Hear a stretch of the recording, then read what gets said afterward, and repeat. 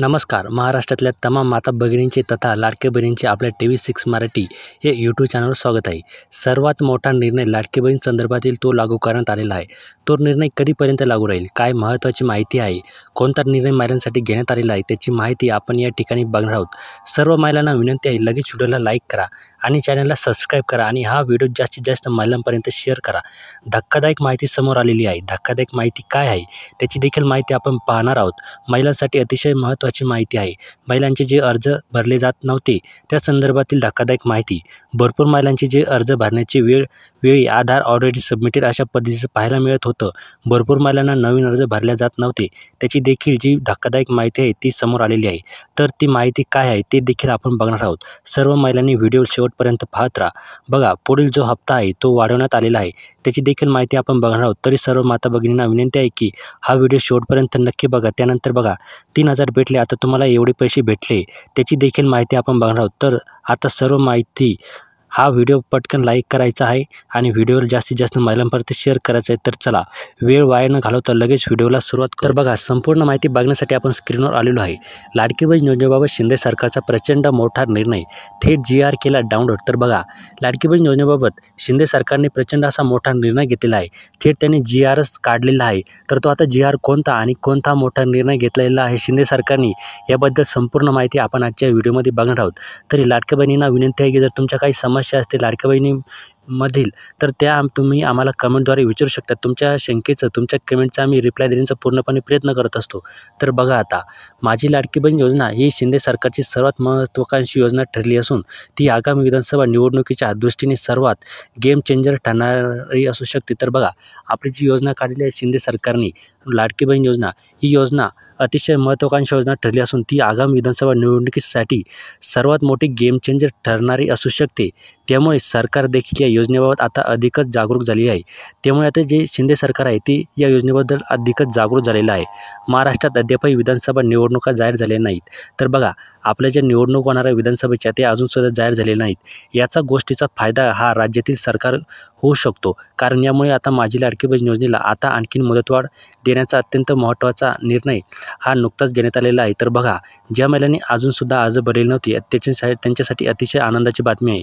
त्या महिलांनी अर्ज भरले नव्हते त्यांच्यासाठी अजूनसुद्धा मुदतवाढ दिलेली आहे. एका महिन्यासाठी आपण सप्टेंबर महिन्यातसुद्धा अर्ज करू शकतो. तर अशी माहिती होती. तर बघा, पुढे शिंदे सरकारच्या वतीने अर्थमंत्री अजित पवार यांनी जो अंतरिम अर्थसंकल्प सादर केलेला, त्यामध्ये माझी लाडकी बहीण योजनेची घोषणा करण्यात आली होती. तर बघा, जो आपला अर्थसंकल्प सादर झाला महाराष्ट्राचा, या अर्थसंकल्पात जे आपले उपमुख्यमंत्री अजित पवार त्यांनी लाडक्या बहिणीची मोठी घोषणा केली होती. त्यानुसार या योजनेच्या नोंदणीची शेवटची तारीख 31 ऑगस्ट 2024 होती. पण आता नोंदणी प्रक्रियेला आणखीन मुदतवाढ देण्याचा निर्णय घेण्यात आलेला आहे. तर बघा, जेव्हा ही योजनेची घोषणा झाली होती त्यावेळेस 31 ऑगस्ट म्हणजे 2 महिने त्यांनी दिली होती अर्ज भरण्यासाठी.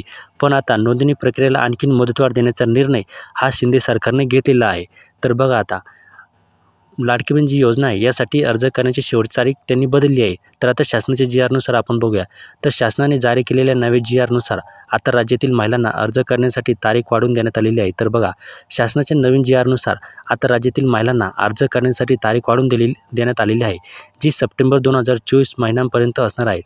आपण सप्टेंबर महिन्यातसुद्धा अर्ज करू शकतो. त्यामुळे राज्यातील ज्या महिला या ऑगस्ट महिन्याच्या अखेरपर्यंत अर्ज करू शकल्या नाहीत त्यांना आता सरकारने आणखीन एक संधी दिली आहे. तर बघा, ज्या महिलांनी ऑगस्टमध्ये अर्ज केलेले नव्हते, काही कारणानुसार त्यांचे अर्ज रिजेक्ट झाले होते, आता अशा महिलांना सरकारने आणखीन एक संधी दिलेली आहे अर्ज करण्याची. सप्टेंबर महिन्यातसुद्धा अर्ज करू शकतो.